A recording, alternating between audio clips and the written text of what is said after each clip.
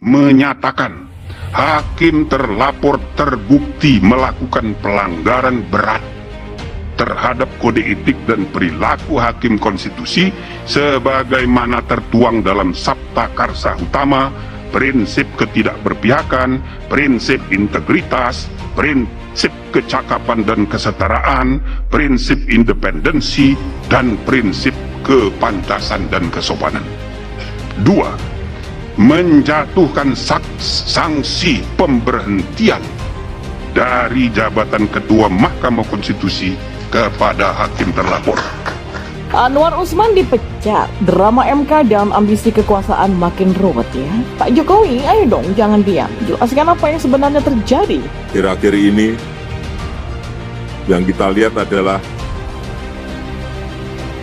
terlalu banyak dramanya, terlalu banyak drakornya, terlalu banyak sinetronnya. Sinetron yang kita lihat. Mestinya kan pertarungan gagasan, mestinya pertarungan ide, bukan pertarungan perasaan.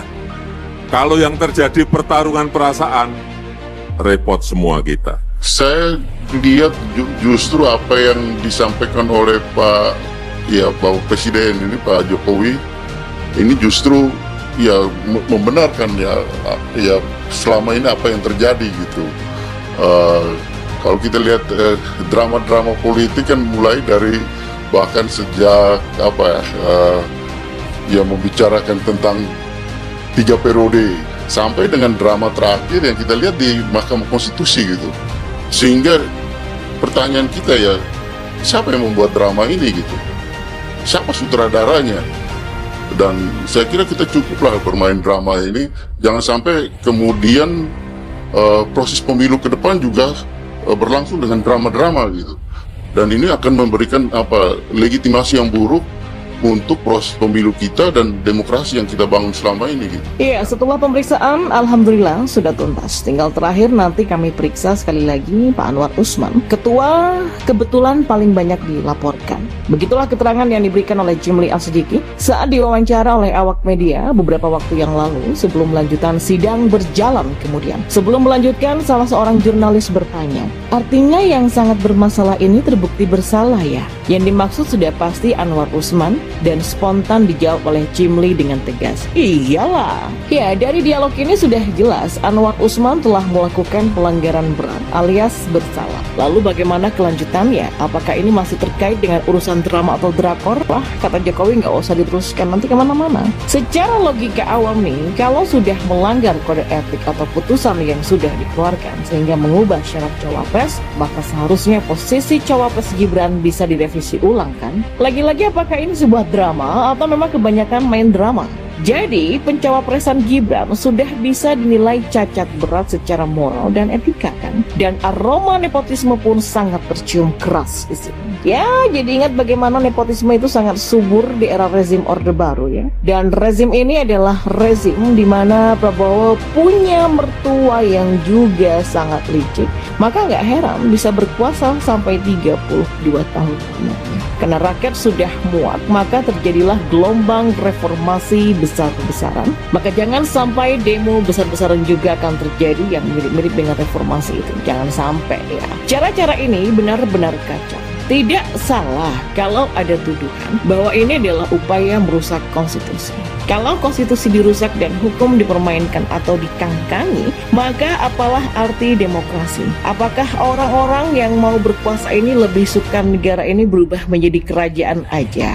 Dan dengan kegaduhan ini yang akhirnya dirugikan adalah masyarakat secara luas. Pasalnya banyak elit yang hanya mengurus soal merebut kekuasaan daripada memikirkan dan mencari solusi dari setiap permasalahan-permasalahan mendasar yang ada di masyarakat. Maka dari itulah rakyat yang ingin negara ini baik-baik saja, maka sudah jelas siapa yang akan dicoblos pada pilpres nanti.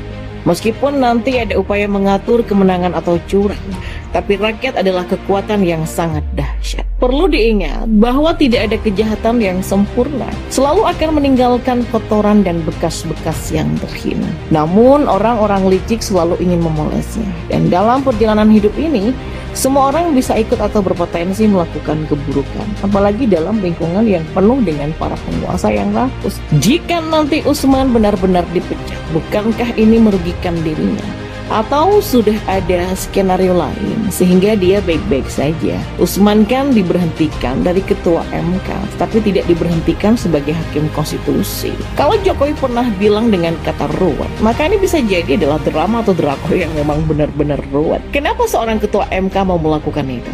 Apakah ini ada dugaan juga mengarah kepada presiden? Artinya apakah Jokowi terlibat? Karena di atas MK kan yang berkuasa presiden ya. Entah bagaimana nanti kelanjutannya. Ya, kabarnya Jokowi tersandra oleh permainan Prabowo. Entah benar atau tidak, tapi ketika Prabowo masuk kabinet ini, Jokowi mungkin sudah seperti bermain out. Dulu rakyat percaya bahwa itu adalah taktik Jokowi, yaitu taktik merangkul. Namun apa yang terjadi? Ya, sudah banyak pendukung Jokowi yang sangat kecewa, disappointed.